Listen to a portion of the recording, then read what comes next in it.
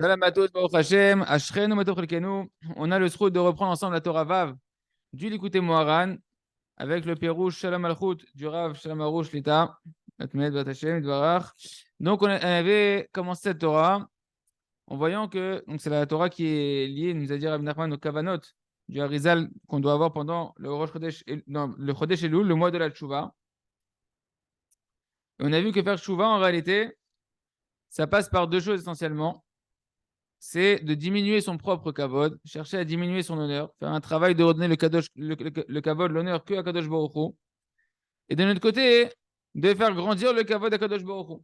De tout le kavod qu'on reçoit, on doit le donner à Kadosh Baruch Hu, et ça, on ne peut le faire qu'en diminuant son propre kavod. Et Rabbi Nachman nous a donné après un grand chidouche, il nous a dit que ça, on peut y arriver que en faisant teshuva. D'accord? C'est que par la teshuva qu'un homme il peut acquérir cette dimension de pouvoir diminuer son kavod et être dans dans le fait de faire grandir le kavod d'Akadosh Baruch Hu. Et on a vu le chidouche qui nous dit Rabbi Nachman, c'est quoi l'essentiel de la tchouva dans la génération? Ikar tchouva, Ishma Bizyono, on est ici, Veikar tchouva, Ishma Bizyono, Yidom Veishtok. C'est quoi l'essentiel de la tchouva? C'est quand il va entendre qu'on lui fait honte et qu'il va accepter sa honte dans son cœur. Donc, c'est même dans le cœur, il n'a pas des pensées de pourquoi on me fait honte, je ne mérite pas ça. Non, il accepte. C'est très bien parce qu'il est en tchouva, parce qu'il sait toute la honte qu'il a déjà accumulée par rapport à ses fautes envers Kadosh Baruch Hu, comment il a pu faire honte à Kadosh Baruch Hu. Et maintenant, il accepte la honte dans son cœur et il ne répond pas avec sa bouche, mais il stocke et il se tait et garde le silence. On était ici, on va approfondir cette notion avec le Pérouche du Rav Arouche. Qu'est-ce que ça veut dire que l'essentiel de la tchouva, c'est écouter ses hontes et se taire?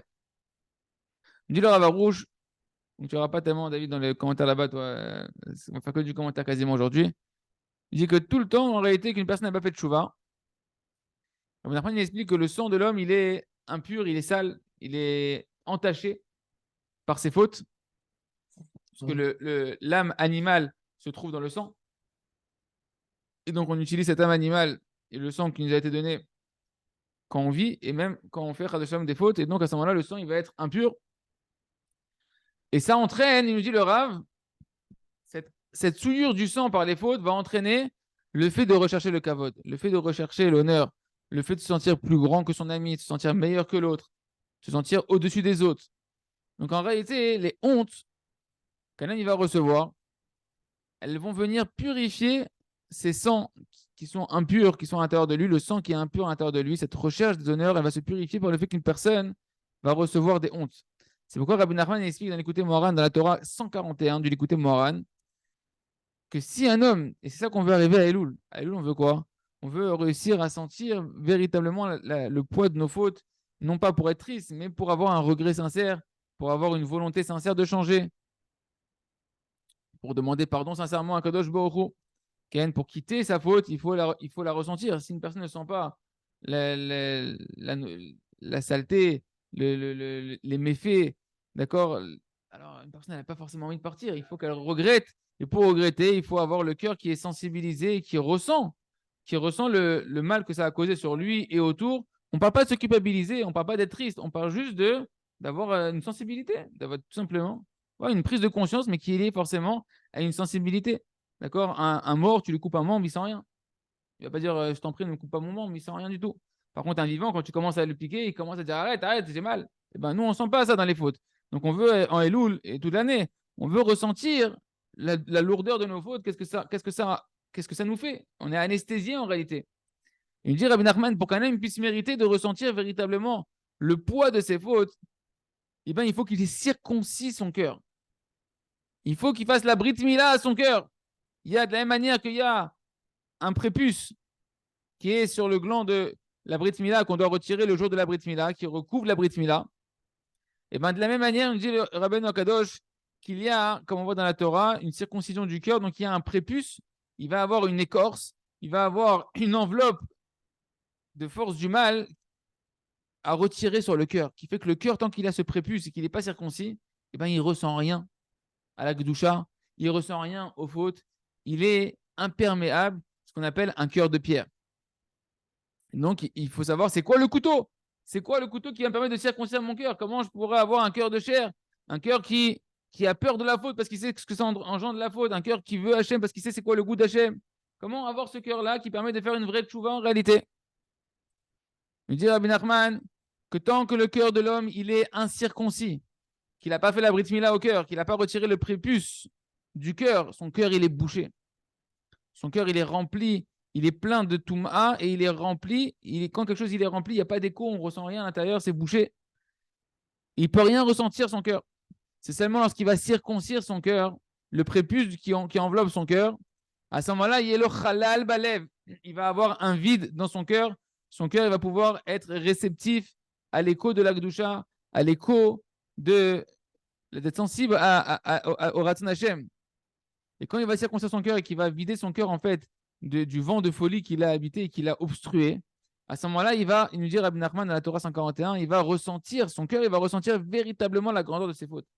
C'est ce qui se passait quand on allait chez Rabbi Nachman la veille de Rosh Hashanah. On faisait vidouille, qu'on énonçait nos fautes devant Hachem et devant Rabbi Nachman. Alors à ce moment-là, Rabbi Nachman, il nous donnait ce cadeau de circoncire le cœur et que immédiatement les élèves ils sortaient après faire Idbadout et ils pleuraient de sentir en réalité qu'est-ce qui s'est passé par la faute et combien je veux Hachem, combien je veux pas la faute, etc. Ça, c'est ce qu'on recherche à avoir, de circoncire notre cœur, de sentir, d'être sensible. À ce moment-là, une personne quand son cœur il est circoncis, son cœur il redevient un cœur de chair, un cœur sensible, alors il peut regretter véritablement de la bonne manière ses fautes.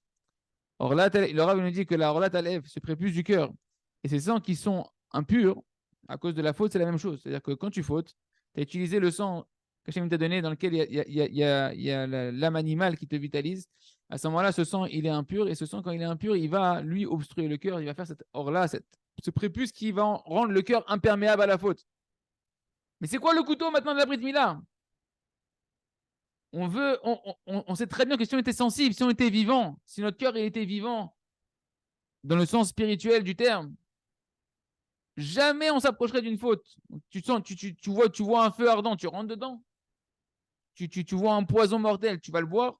Impossible. Il n'y a qu'un fou ou un homme qui est mort-vivant qui peut y aller. Sinon, un vivant normal, il n'y va pas.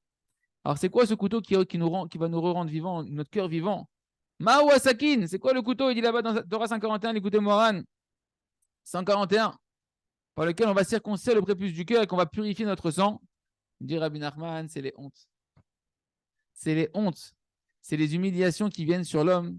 C'est le seul couteau qui peut aujourd'hui nous permettre de circoncire notre cœur. Parce qu'on est tellement corrompu par les fautes qu'au final, on est dans la recherche des honneurs. On est très loin du kavod d'Hachem, très, très, très loin. Et le seul moyen de pouvoir nous purifier, c'est d'envoyer à l'homme des hontes qui, elles, vont commencer à casser cette clipa, cette or-là, qui fait que l'homme est dans la recherche des honneurs, dans l'amour des honneurs. Et une personne, lorsqu'il va recevoir ces hontes-là, il dira, qu'est-ce qu'il doit faire? Il va devoir faire tchouva. Au lieu de se rebeller face aux hontes, il va falloir qu'il les accepte dans sa tchouva. Savoir que c'est le processus de cette tchouva, que c'est le moyen pour lui de faire tchouva, c'est qu'on va t'envoyer du ciel des hontes, maintenant que ça vient par madame, que ça vient par monsieur, que ça vient par tes enfants, que ça vient par ton Yetzerara, et c'est ce qu'on va voir aujourd'hui. C'est quoi les sortes de hontes qu'il peut envoyer à l'homme pour le purifier? Tout ce qui peut te faire mal, entre guillemets, dans ton amour propre, c'est des hontes qui viennent d'Hachem pour te purifier. Et tu as un libre arbitre, les accepter et grandir avec et te purifier, ou ne pas les accepter et continuer à rester dans la lourdeur de ton cœur qui t'empêche de faire tchouva. Quelles sont les sortes de hontes? Le Rav vient de détailler 4 sortes de niveaux de honte qu'un homme il peut être sujet à recevoir, et en particulier en Elul, que c'est le mois de la tchouva. Ne vous étonnez pas si vous en rencontrez quelques-unes, c'est normal, c'est ça la tchouva, c'est comme ça qu'on revient bitchouva. Il y a 4 sortes de honte qui va ramener le Rav. Lorsqu'un homme déjà il entend un shiur, voilà, on est dans un cours de Torah, tu étudies un livre, tu es en train de t'instruire en Torah, et tu vois que tu es loin de ce que tu entends. Tu dis, oh là là. Soit je comprends rien, je comprends rien. Ben, devant une Gemara, il comprend rien, il dit là, je suis un juif, je comprends rien. Les Coréens, ils font de la Gemara, ils comprennent. Moi, je comprends même pas de quoi je parle, etc. Et tout. Ou bien il entend quelque chose dans le cours, que c'est un niveau spirituel qui se sent très loin, il se sent très très bas. Il se dit, oh là là, mais je suis à des années-lumière de ça. Ouais. Qu'est-ce qu'il pourrait faire? Tu as un libre arbitre ici. Soit tu te décourages, tu n'acceptes pas en fait la situation et qu'est-ce que tu vas faire? Tu vas te décourager, te désespérer tu vas plus vouloir écouter, tu vas quitter le cours, tu vas pas revenir, etc. Ou bien, qu'est-ce que tu vas faire? Tu vas accepter la situation et le ressenti que tu as à ce moment-là de honte en disant qu'il vient du ciel et que pour l'instant, pour me purifier, je dois ressentir cette honte-là et l'accepter, me taire. Ken, et prendre du moussard et prendre de la morale et du renforcement et chercher à renforcer ma volonté de continuer à avancer et de pouvoir aspirer à grandir vers le niveau que pour l'instant, je me sens très loin de ça. Ok. Ça, il me dit le Rav que ce niveau de honte, c'est d'après l'écouter Moharan dans la Torah numéro 121. Ok. Continue. Deuxième niveau de honte. Un homme qui veut, et ça, les amis, c'est un chizouk. Si je ne me trompe pas, c'est celui-là. Je vérifie en haut. Ken. Ça, c'est un chizouk atzum. Ce qu'on va voir ici, vraiment, il faut se le répéter dans l'Aïd Bodedut tous les jours quand tu fais ton Cheshbon Nefesh, quand tu fais ton introspection, quand tu vas faire Shuvah tous les jours dans ta l'Aïd Bodedut, surtout quand tu vas prendre un sujet que tu vas essayer de travailler, que tu sais que c'est un lourd sujet, un trait de caractère, un mauvais désir qui est lourd, que tu sais que c'est un long travail, qu'il faut de l'endurance. Et bien, ce qu'on va voir ici, il faut beaucoup, beaucoup se le répéter pour trouver le renforcement, d'accepter de continuer le travail dans la joie et de comprendre que des fois, les réponses à notre pilote, ce n'est pas ce qu'on attend, mais c'est des vraies réponses. Qu'est-ce qu'il nous dit ici? Le Rav, Chidush Atsum, il nous dit lorsqu'une personne maintenant, elle veut revenir Bitchouva. Elle veut revenir Bitchouva. On ne parle pas d'une personne qui fait le mytho. On ne parle pas d'une personne qui veut faire semblant. Une personne, elle veut faire Tchouva. Il a pris tous les jours une demi-heure au moins sur un sujet de Hitbo des doutes qu'il étudie. Non seulement il étudie le sujet, mais tous les jours, Hitbo des doutes une demi-heure, il crie à Hachem, il renforce sa volonté, ses prières. Il ne veut pas ce trait de caractère, il ne veut pas cette faute-là. Il ne veut pas ce mauvais désir-là. Il fait le Tchouva tous les jours de toutes ses forces. Et malgré lui, il traverse des descentes,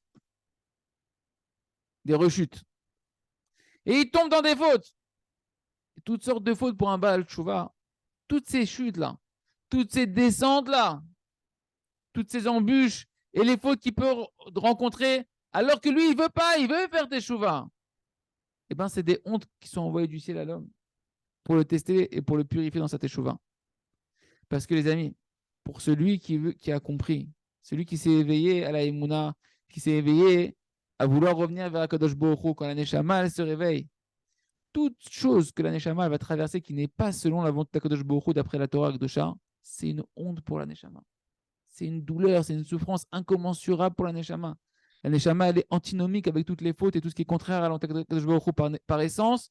La Neshama, c'est une part d'Hachem, donc elle veut être comme Hachem. Elle veut faire que ce que Akadosh Baruch Hu veut. Donc à chaque fois qu'une personne maintenant elle a éveillé sa Neshama, elle veut revenir B'tchouva et elle traverse des chutes, eh ben, il faut savoir que c'est une honte qui est envoyée du ciel, non pas pour punir l'homme et pour le décourager, mais pour le purifier. Parce que comme on a vu, le seul moyen de faire tchouva, le seul couteau qui circoncie le cœur de l'homme, eh ben, c'est les hontes. Et donc, qu'est-ce qu'il doit faire? Ben, il va devoir attendre. Ce qui va dire, expliquer dans cette Torah, Rabbi Nachman, savoir le secret de la Hamtana. Hamtana, c'est les mêmes lettres que Matana. L'attente, ça se dit Hamtana en hébreu. Et Matana, c'est les mêmes lettres, c'est le cadeau. Le cadeau qu'Hachem il te fait pour te purifier, c'est de te laisser attendre, te laisser te languir, te lancer, renforcer ta volonté, tes tfilotes, de renforcer ta détermination. Et une personne va devoir attendre beaucoup devant les portes de l'Akdoucha. C'est quoi devant les portes de l'Akdoucha? Qu'on me laisse rentrer, que ça y est, enfin que mon Yetzirara, il me laisse tranquille, qu'il arrête de me faire tomber. Avant qu'on t'ouvre les portes, sache que du ciel, on va t'envoyer beaucoup de honte, beaucoup de montées, de descentes. Et ce sont des souffrances qui sont en fonction de chacun, en fonction de cette chouva qu'il doit faire, en fonction des réparations qu'il doit faire, qui sont des hontes pour le purifier. En réalité, cette attente-là, que tu es là devant les portes de l'Akdoucha, tu veux retourner au palais, tu veux retourner auprès de ton père, auprès de la cour royale, auprès des tzadikim, et te sentir appartenir à la famille des tzadikim, à la famille Gdosha du Ham Israël, et bien cette attente-là, c'est une honte énorme. C'est la plus grande des hontes. Il n'y a pas de plus grande honte pour un homme que lorsqu'il veut faire chouva et qu'il se voit incapable pour l'instant de pouvoir tenir devant le plus petit Yetzirara qui le fait tomber comme si qu'il était un moins que rien. Il n'arrive pas, il sent qu'il est impuissant. C'est une honte terrible, c'est une prise de conscience qui donne une humilité à l'homme et une bassesse à l'homme qui, dans cette humilité-là, l'homme, il commence à connaître sa place par rapport à Hachem. Il commence à connaître sa place, combien il a besoin d'Hachem, combien il n'a rien sans Hachem, combien il a besoin de Tzadikim. Et à ce moment-là, il se remplit d'humilité, d'une honte qui va le purifier. Et l'homme, il doit donc accepter cette honte-là de l'attente avec amour. Si tu es triste, tu n'es pas dans l'acceptation. Si tu te culpabilises, tu n'es pas dans l'acceptation. c'est que lorsqu'une personne il va se remplir d'humilité et reconnaître et avoir la émouna qu'il n'est pas encore digne. Il vient de tellement loin. Il s'en foutait tellement avant. Il a tellement fait des choses terribles. Il n'est pas encore digne.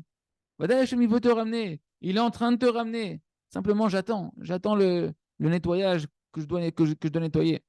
Si une personne, elle sait faire ça et qu'elle sait être heureux de sa part, qu'elle veut faire le chouva, bien que pour l'instant, on ne lui donne pas encore le cadeau de ne pas retomber, etc. Bien qu'il entend lui-même et il se voit lui-même avec ses propres manques. Et il voit sa petitesse, il voit sa bassesse, il voit qu'il n'arrive pas face à son Yetzirara, à droite, à gauche, dans les yeux, dans la langue, chacun dans son domaine. Alors, c'est un signe qu'à ce moment-là, il est dans l'humilité et il est dans la tchouva et il est en train de monter.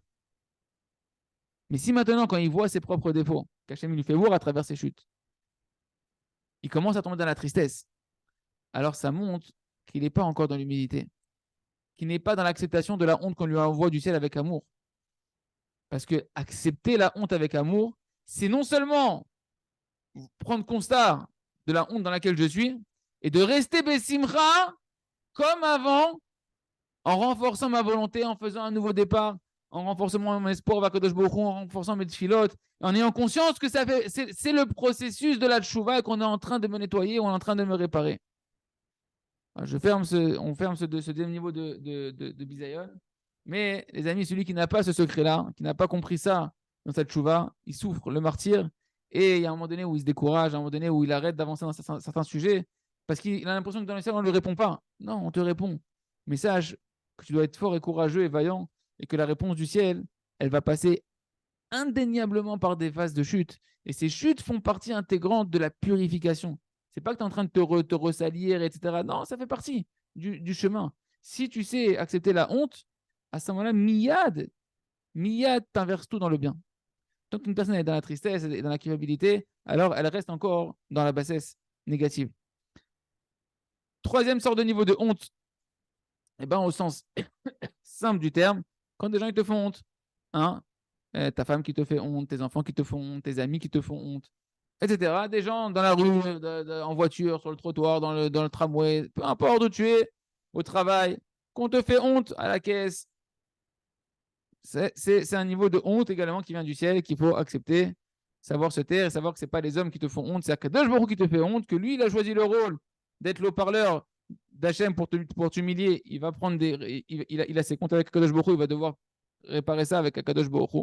Il a ouvert un compte avec Hachem, mais toi, tu ne le vois pas à lui, tu ne le vois pas à elle, tu vois Hachem et tu baisses la tête devant Akadosh Baruch Hu et tu acceptes qu'Akadosh Baruch Hu, il est en train de te purifier à travers ces hontes-là.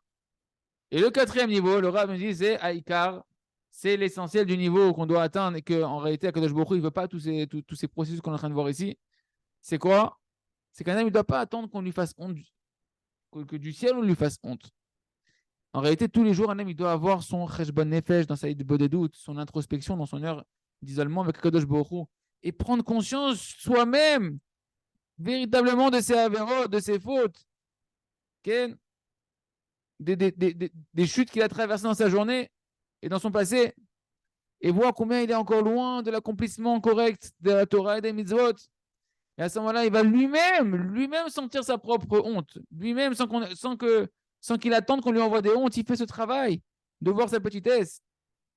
Et il n'attend pas que dans le ciel, on vient le nettoyer et on vient lui réparer Ken, avec des hontes supplémentaires. Parce que plus une personne elle va savoir faire une bonne doute. Bien évidemment, c'est pas du jour au lendemain qu'on sait faire une bonne doute aussi sincère.